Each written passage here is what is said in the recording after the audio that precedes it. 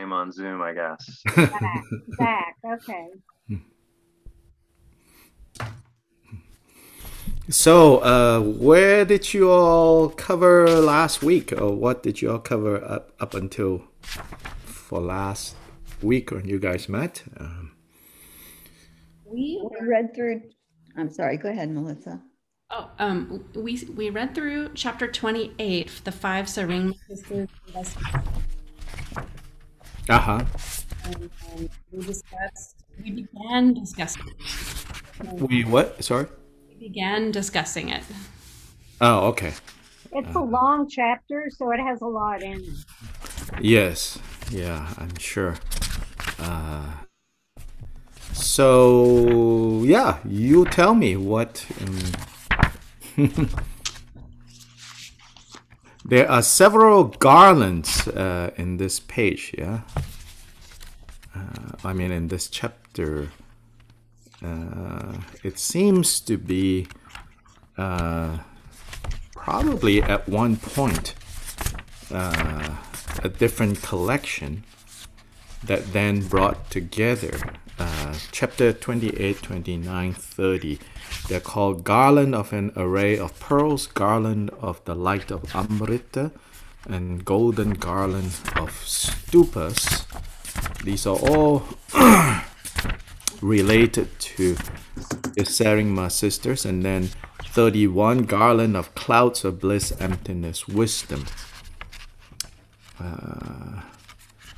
So let's see, 1, 2, 3, 4 garlands.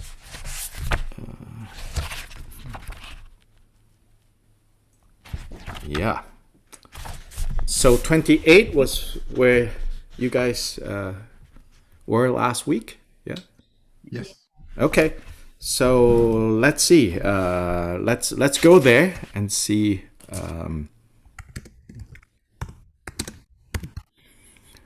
So first of all, maybe to say that this material that we are working with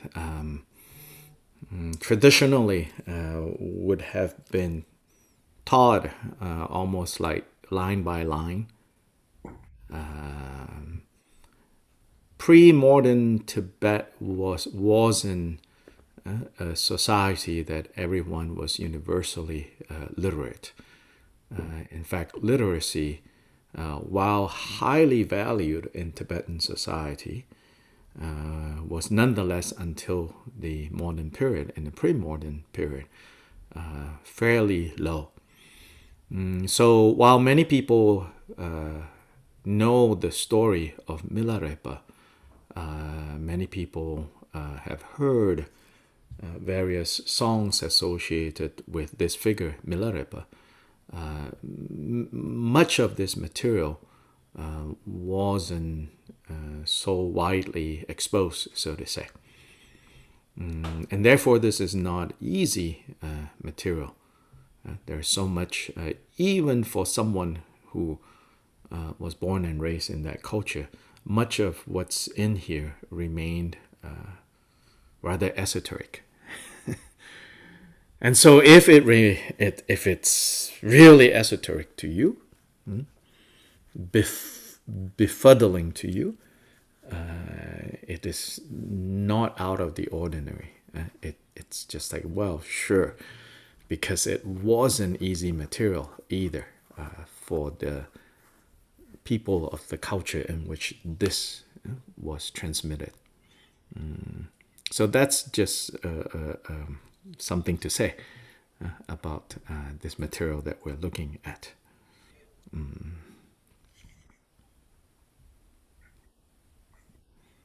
Yeah, so in the footnotes, it tells us that this and the subsequent 3 chapters are part of a single larger cycle in the original text. So these 5 Tseringma sisters, they were not humans. They were spirit beings associated with a mountain range in Tibet. So mountains and the spirit beings that are said to inhabit these mountains are often share the same name, and often not clearly articulated whether are we talking about the mountains given a personality and personified as deities, as spirit beings, or are we talking about spirit beings? That line was never clearly drawn because it all depends on the one perceiving what is going on. If you see them as just like inanimate mountains and rivers and inanimate objects, then that's your level of reality. You just relate to them on that level. But at other levels of perception and possibilities, they could come alive for you.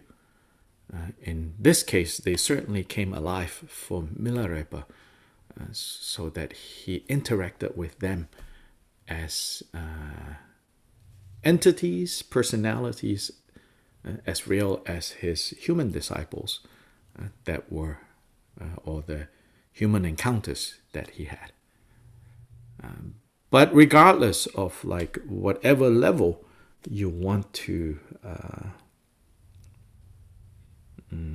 relate to in terms of these 5 Tseringma sisters, more important is of course the lessons that Milarepa imparts. Yeah, so that's, I think, the main thing I would say we focus on. So yeah, let's see.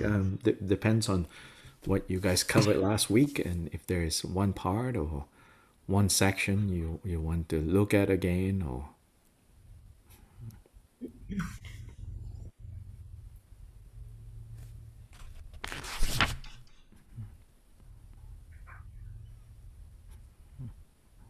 So we were talking about whether, the all of the negative stuff that would come up. I mean, as far as the demons and the ghosts and all this, about, do we just see that as a figment of our imagination? maybe not just Okay. everything. I think yes. And when I say not just,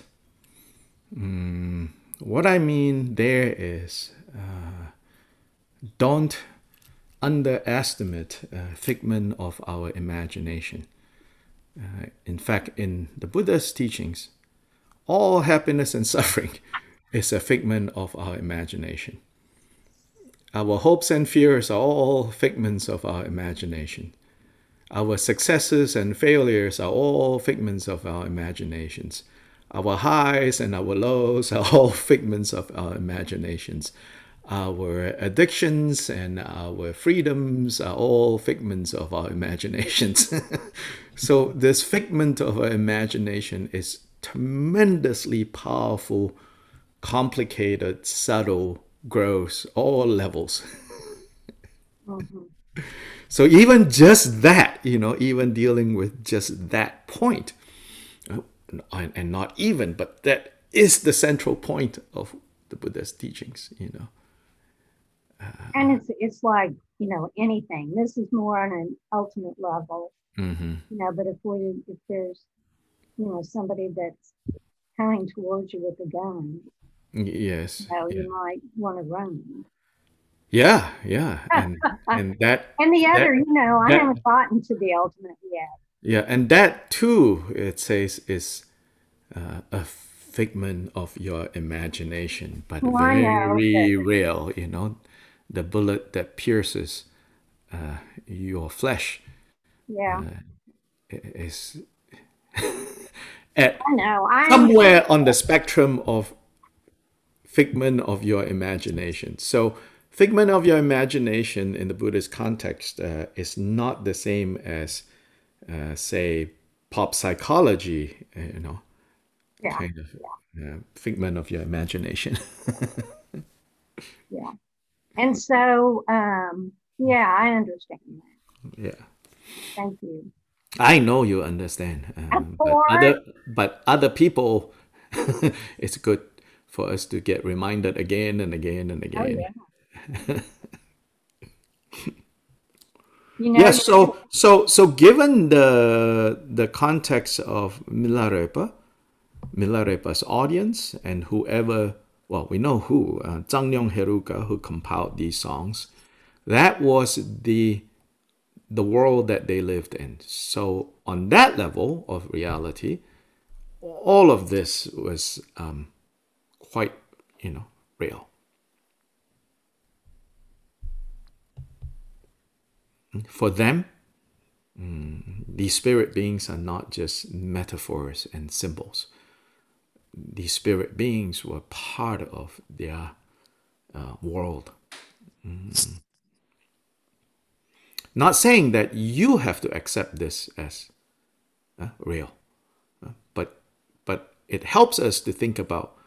It helps us to ask this question. Like, so what are our equivalents, right? In the reality of the lives that you live in Little Rock, what would be your equivalent of these gods, demons?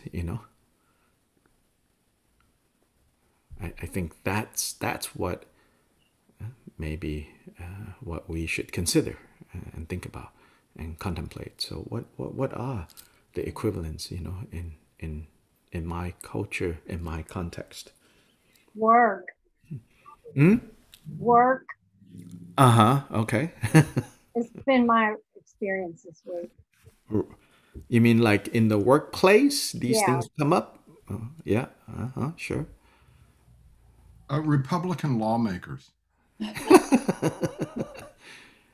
And, Amen. and your Democrat saviors too. Yes. Whichever end of the political spectrum or middle, or that you inhabit, all of that. Yeah. And gods and demons are hopes and fears. Yeah, which is then, right, the universal point that these teachings are making is gods and demons are at the end of the day, or at the root of gods and demons, are our hopes and our fears. Yeah, so different culture, different places, different people, these hopes and fears take on different forms with different mythologies, with different ways of handling them. But the key point that is universal, like my teacher always says, like the Dharma taught by the Buddha needs no improvement, cannot be improved, needs no updating, cannot be updated. He says the cause of suffering during the time of Buddha Shakyamuni remains the cause of suffering in our time. The cause of happiness during the time of Buddha Shakyamuni, 2,600 years ago, and the cause of happiness in our time remains the same. 2,600 years from now, the cause of suffering remains the cause of suffering. The cause of happiness remains the causes of happiness. Now, how these fundamental key points can be most effectively communicated within different cultures at different times, that, yes, maybe we have to modify, we have to figure out, okay, that's not useful anymore, so we leave behind. Yeah. But the simple key point, the fundamental points that the Buddha taught, that cannot be modified, need not be modified, because the Buddha taught from having seen reality as it is, the way things are. And he also saw, within his own context, the way things are and the way things appear to be. for all the different peoples. And so in that way, we say that he was awakened.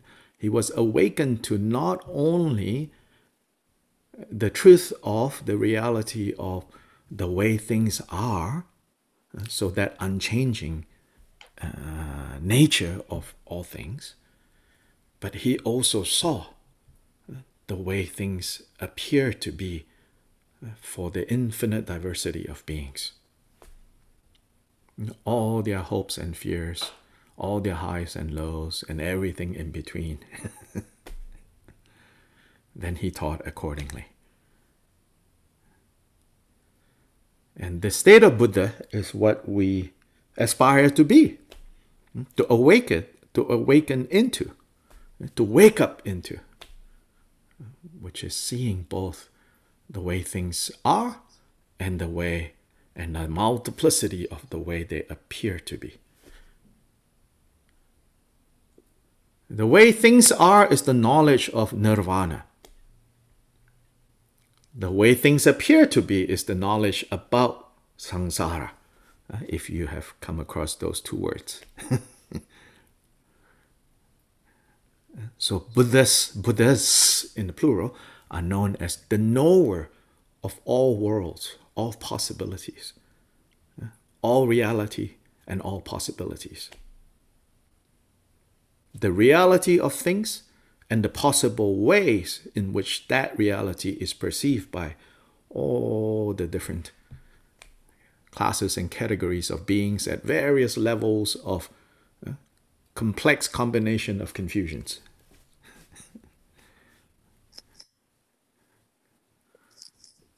Tolstoy says, all families are happy in the same way and miserable in different ways.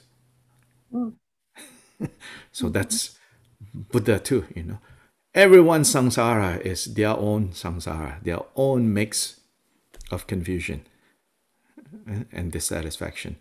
But when freedom from confusion and dissatisfaction is finally achieved, experienced, it's the same.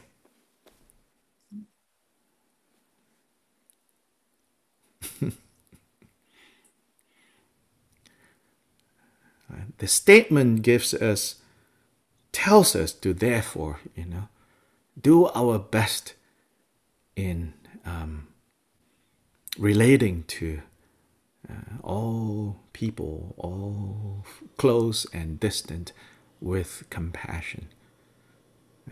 And that compassion means no judgment, no need to be harsh, including, and that includes you too, whatever version of you that you are happy or not happy with, no judgment, but understanding.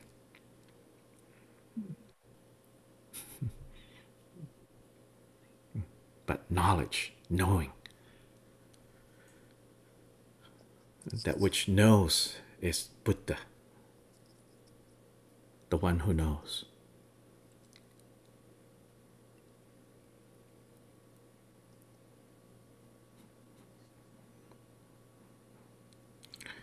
One way to really, I think, appreciate these few chapters here, when they talk about the gods and the ghosts and the demons and the spirit beings, it's an invitation to kind of enter a world that is quite different from our world. And so then it's an exercise of not being so rigid about the possibilities of our world and other worlds.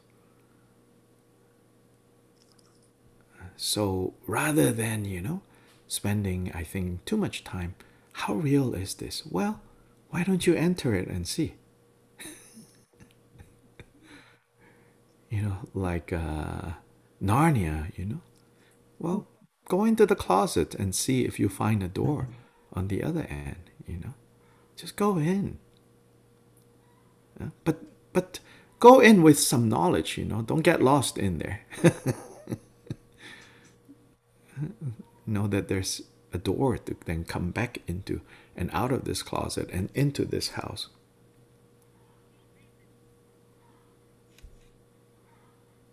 then worlds upon worlds kind of open up, And the point of going in and coming out is not to get some highs or to get some, fun. Yes, you can experience that, but in experiencing all of that, to know that it is not as tight, it is not as difficult as whatever it is that we don't want to deal with right now. That it's not that tight.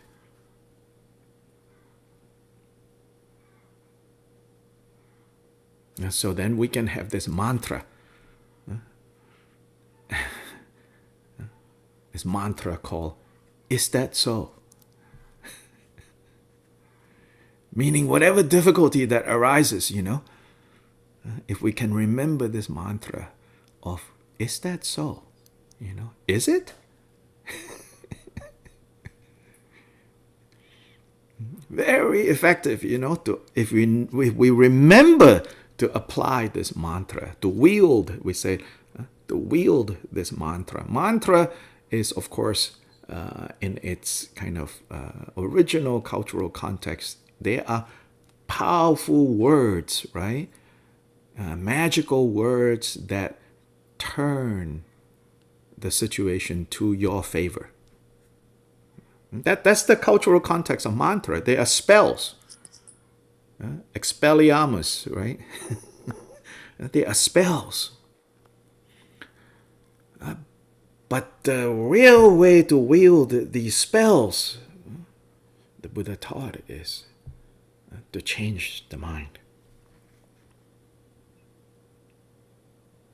So this mantra, is it so?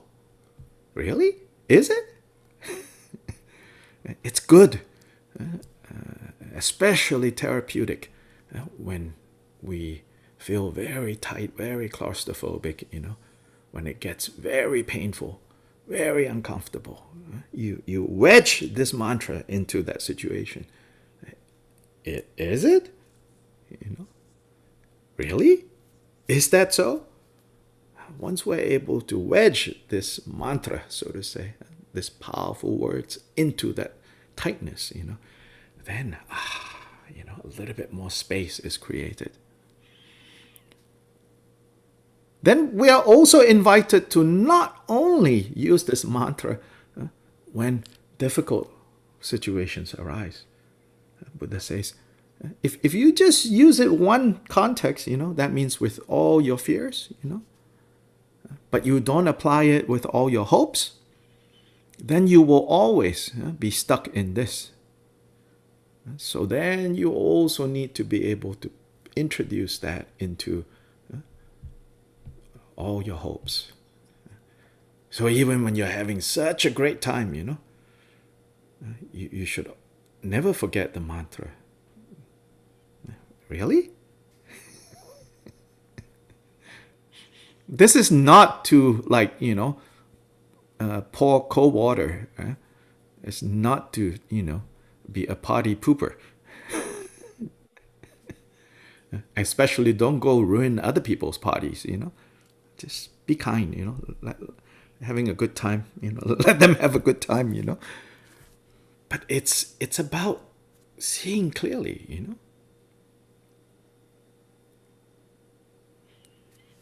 Being clear about what a good cup of coffee can or cannot do, What a good bite of chocolate can or cannot do,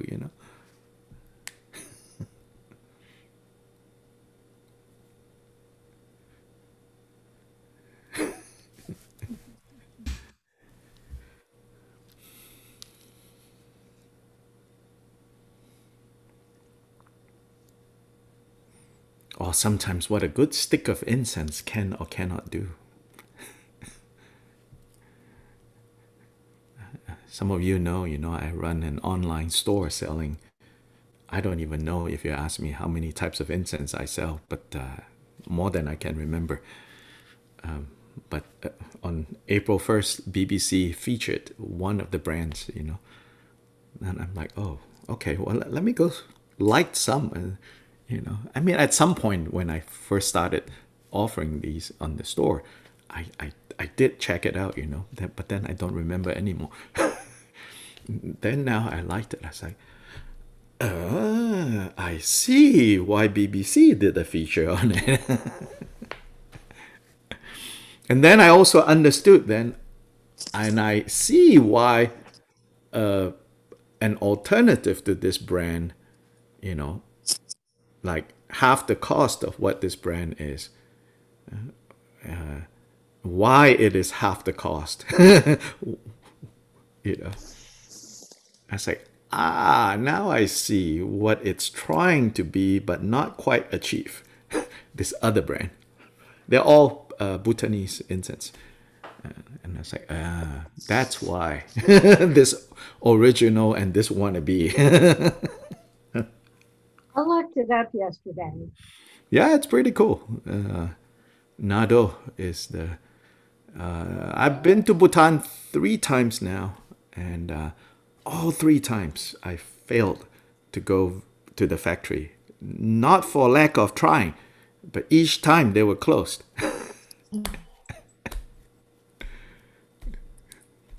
So...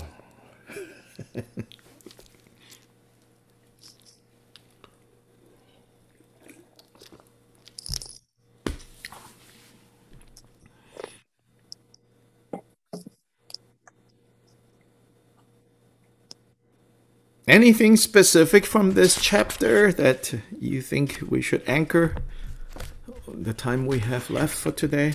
As I was telling Melissa, at around your noontime, I have to skip out because I have to put on my bunny suit and entertain God kids. Metaphorical bunny suits. No, I do not have a giant bunny suit. We talked some near the end of about the section near the end of the chapter, and I have the Kindle, so I don't have page numbers. Okay, sure. It's where he's talking about taking obstacles as challenges, as good fortune. Yes. And just that idea in general. Right. Is that the last song or more general than a specific song? It's in a section after a song. Okay. Then the Jetson replied, generally all outer obstructing divas and ghosts of the class of Maras come from substantial cause of inner conceptuality. Though what you have said here is true, in my yogic tradition, we don't see obstacles as false. Whatever omens or magical displays should manifest, I see them as being kind and take them as right. Page 320. Thank you. 318. 320. Sorry? 320 towards the after the song. What page is it again? 320. 320. Oh, okay. Okay. Yes.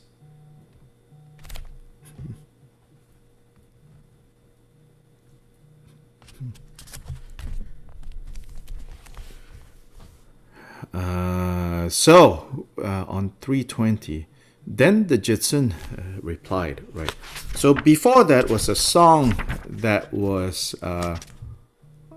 offered to Milarepa, right?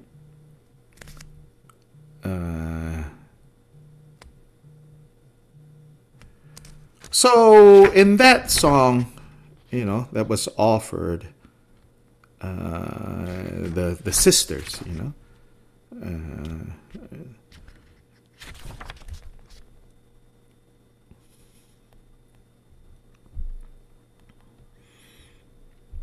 and in response, right, to the song that they offered, which they are in the song that they offered, they give some indication of their understanding of the teachings as well.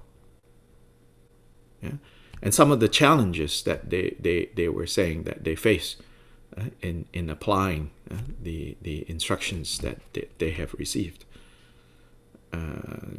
So then Milarepa responds, Generally, all the outer obstructing devas and ghosts, so these are the gods, devas are gods.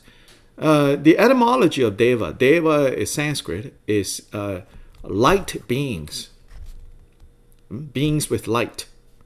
So they are bright, they are brilliant.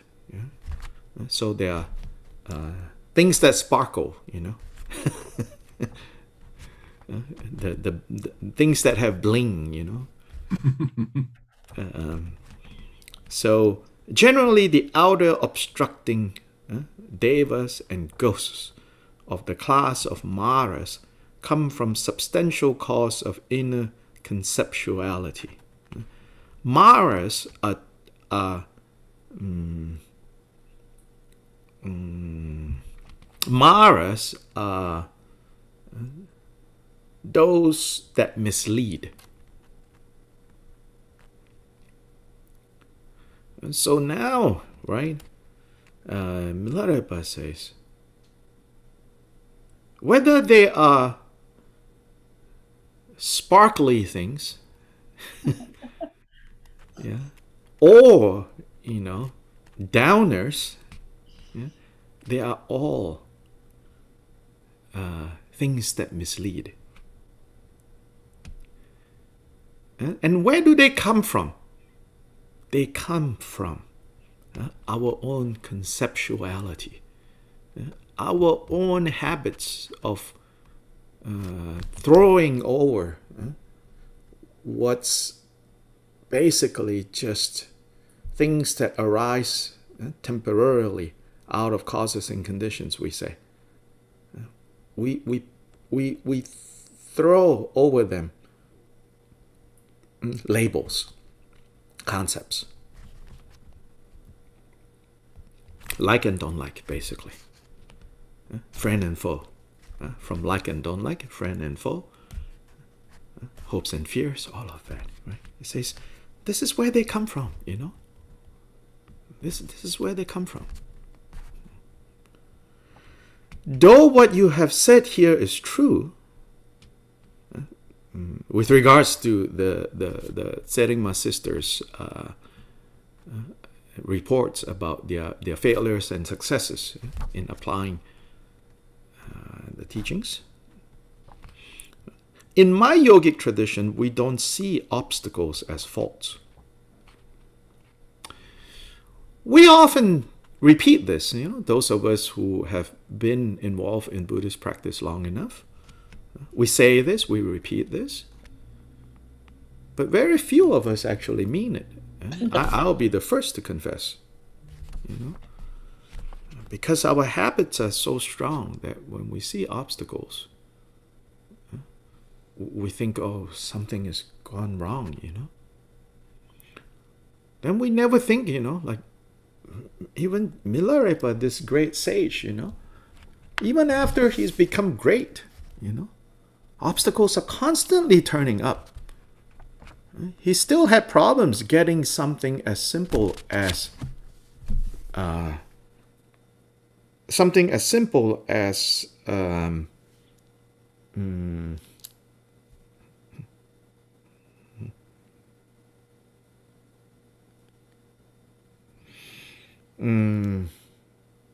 getting food, Like how many of you?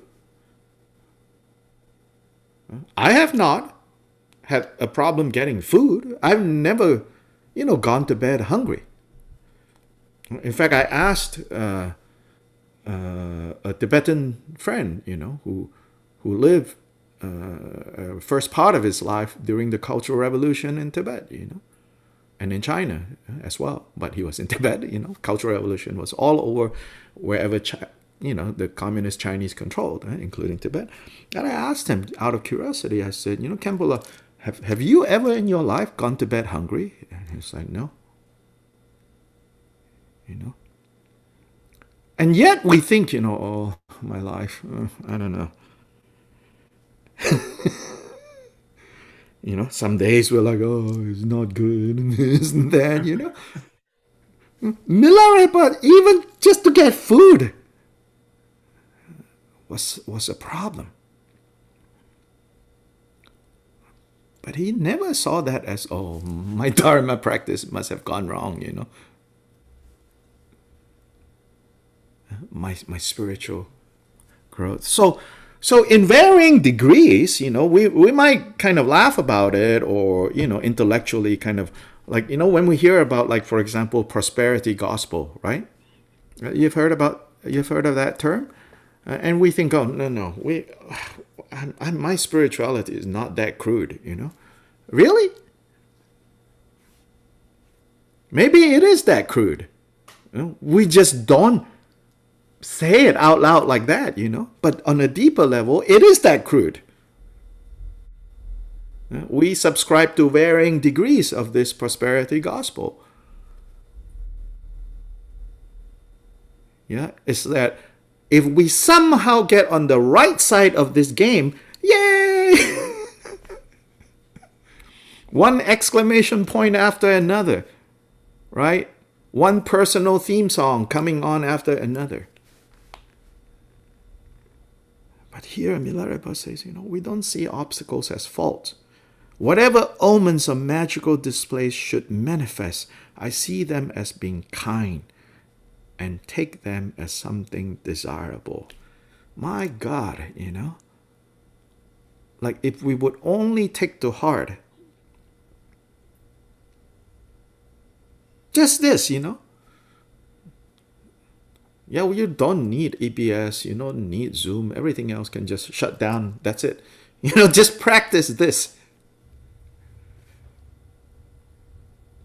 Yeah, like, what else do we need? As in, there's probably more, actually. Yeah, there's probably more. But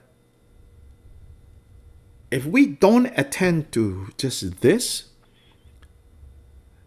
whatever is more, we have no way to digest, and they're just distractions. Yeah, like, you know, want to learn how to fly? I don't mean, you know, enrolling in, you know, flying school.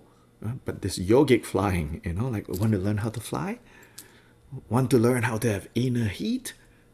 Want to learn how to da-da-da, all of that? Those are all just distractions.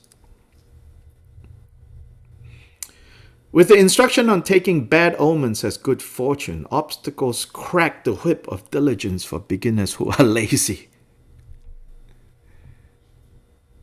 In fact, when obstacles arise, you know, this is the cracking of the whip of those who are lazy, me, then those persons immediately apply the antidotes and intensify their awareness. Which is like, you know, when obstacles arise, you know, you intensify your understanding of what's going on. By doing this, they incite their bodies and speech to spiritual practice, which becomes the cause for meditative concentration to quickly dawn in their mind streams. Instead of getting moved, getting shaken up, getting like thrown off course by problems that arise, we deepen our stability of mind. Not moved by conditions. For those who are familiarized with the path and have gained stability, obstacles foster mindfulness wisdom. The more challenging the situation, the more you can become strong. They make the glow of the luminosity of awareness shine forth, and they become trained in inner samadhi experiences. Due to that, the special bodhicitta arises in the mind stream, and enhancement of the path improves more and more. At that point, the classes of demons are transformed into dharmapalas, into dharma protectors. When we see the dharma protectors as nirmanakayas, adverse conditions become siddhis, becomes accomplishments. Obstacles are brought to the path, and concepts dawn as the reality body, dharmakaya. The faults become liberated as good qualities, and you will attain all the favorable conditions for the common path.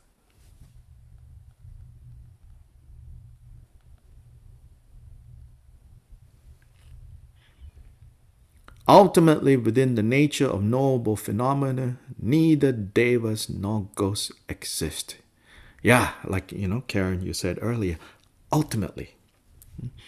But between here and ultimately, there is quite a bit of distance.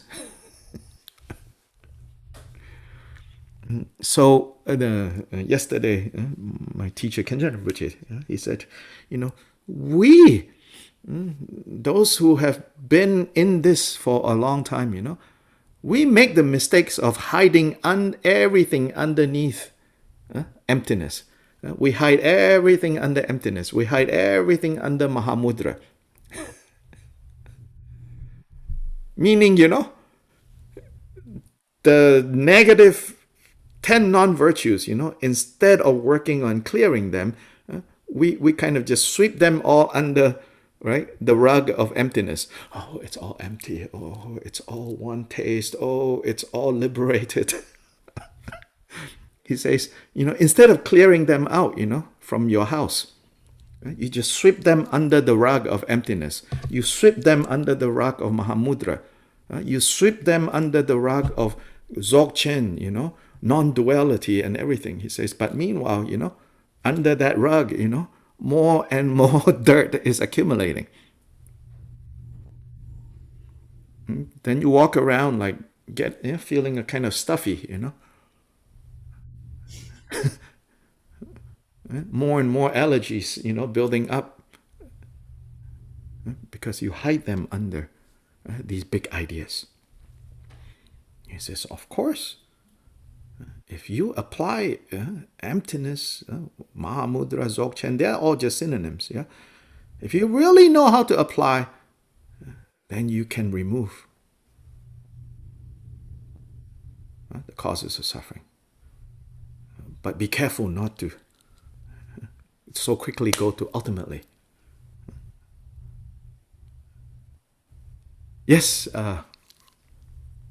Nick. I'm called Nick Wiggins today. Anyway, last time we actually talked a lot about this paragraph, and it was after kind of sitting around going, how do we ever aspire to be like Milarepa? And I thought we ended on a very optimistic note, which was that, well, what he says is gaining stability. Start with that. If you can do that, then the rest follows. And so it's like biting off the chunks. I mean, with discipline and earnestly, biting off the chunks. It was very cheering, actually. My only notes from that whole session was like, great discussion. Yeah. I mean, seeing the causes of suffering and seeing the causes of happiness, like, not very exciting, not very sexy. 10 virtues, 10 non-virtues, right? The 10 non-virtues, if you are unfamiliar with these terms, 3 pertains to physical action, 4 pertains to verbal actions, and 3 pertains to mental actions. The 3 that pertains to physical actions is killing, stealing, and sexual misconduct. The 4 that pertains to speech is destructive speech, deceptive speech, divisive speech, and distracted speech. Then the 3 that pertains to mental is coveting, harming, coveting mind, harming mind, and confused mind. Like active, kind of believing wrong things. Here, believing wrong things is not about dogma. Here, it's very basic, which is the most dangerous wrong thing to believe in is that there is no causality. Things just happen randomly. That means throwing out the whole central understanding of cause and effect. That things are just random. That you're happy, well, that's random. You're sad, well, that's random. Yeah, so these are the 10 non-virtues. Their opposites are the 10 virtues.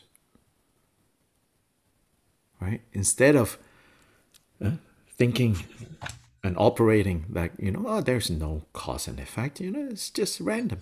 You see clearly cause and effect. Instead of a harming mind, a mind that seeks to harm others, it's a loving mind, a protecting mind.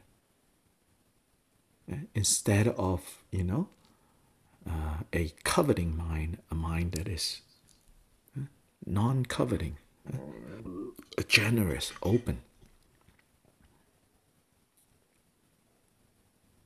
Instead of divisive speech, harmonious speech. Instead of distracting speech, speech that comes from clarity. Silence. Instead of deceptive speech, truthful speech.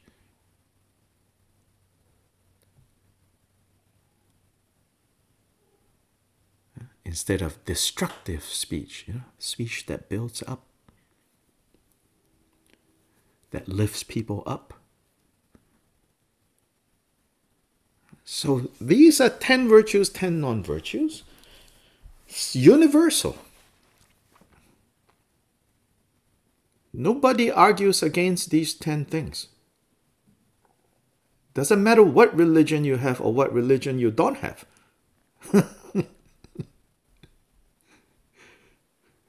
Doesn't even matter if you're spiritual or not. Who can disagree that, oh, those 10 are not good and those 10 are good?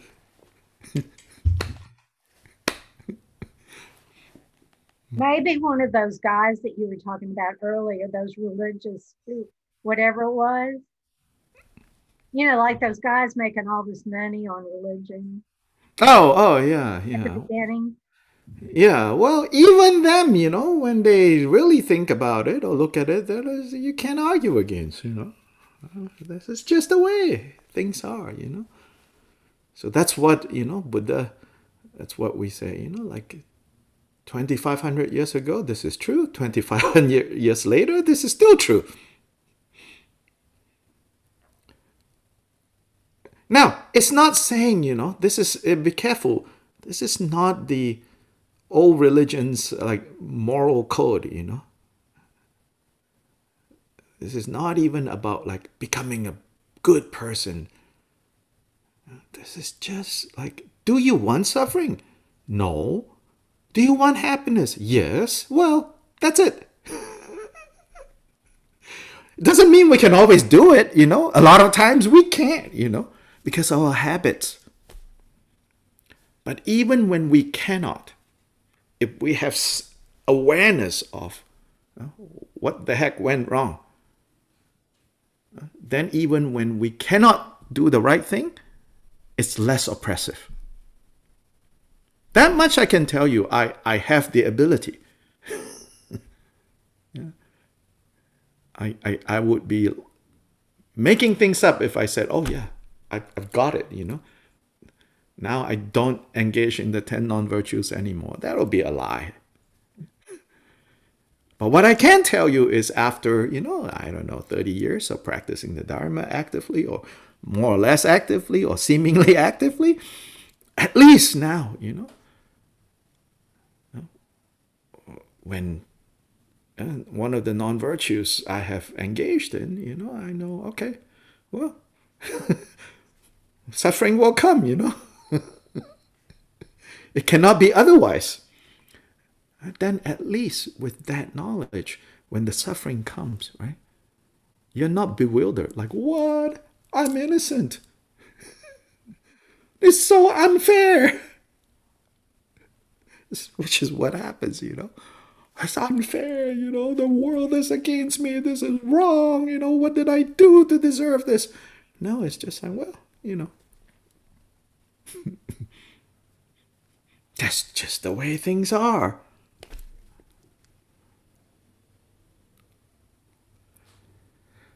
So if we don't get this fundamental point, right, then all the other practices don't work so well. Mantra, meditation, chanting this, performing that, burning this, burning that, this, that, all that, they're not gonna really solve any problems.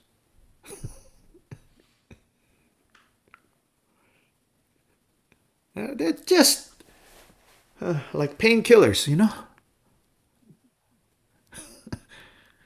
The disease is still there. But when you understand the fundamental point, then all these things, they can help get rid of the underlying disease. So the need to know what is the host and what is the guest. In the Zen tradition, they say that. So what is fundamental and what is derivative? It's really important. Okay, you all can continue. I'm starting to feel like the ears growing on my head before I turn into a rabbit, and then you go, oh my gosh, it is possible, all this magic stuff in America. But we're not supposed to brag, so I'm not going to let it happen, while video camera is on. But it was good to be able to spend at least 1 hour with you all and check in. Thank you very much. And you all should continue. Great. Thank you. Thank you. Thank you. Yeah, so I'm going to leave first, and you all please continue, yeah? Okay. Yeah. Take care. Happy Easter. Happy Easter. Yeah. Oh, wait. Okay. This is a Good Friday joke. Let me see if I can deliver it right. It's not offensive, so it's a Good Friday. It should have been a Good Friday joke, So Jesus and his, inner circle decided to go out, for dinner. And of course, now we know it's that dinner, So they went in the restaurant, and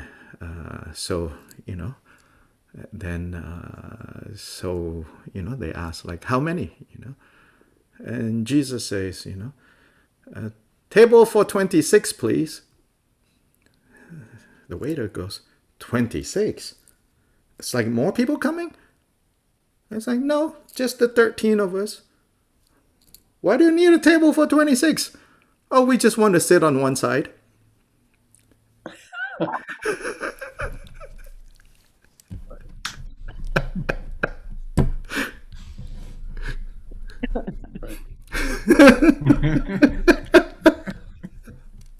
Got it? Yeah. So, happy Easter. Happy Easter. Thank you. Thank you. Up it goes. Up it goes. All right. Y'all, I didn't get the joke. I didn't either. Hey, the painting has them all on one side of the table. Yeah. The Oh, painting of the Last Supper. oh, They're always portrayed like that. So they're not 13 facing. yeah. each Oh. Melissa, do you want to keep recording? Yeah, I should I? I don't have to. I don't think so. No. No. No. So I guess we need to take bad jokes as good fortune. Maybe so. That's yeah. right. That's right. That's right. So, Should I quit recording? I'm not sure. yes. I think you should quit Yes. recording, yeah. Now that he's gone. All right.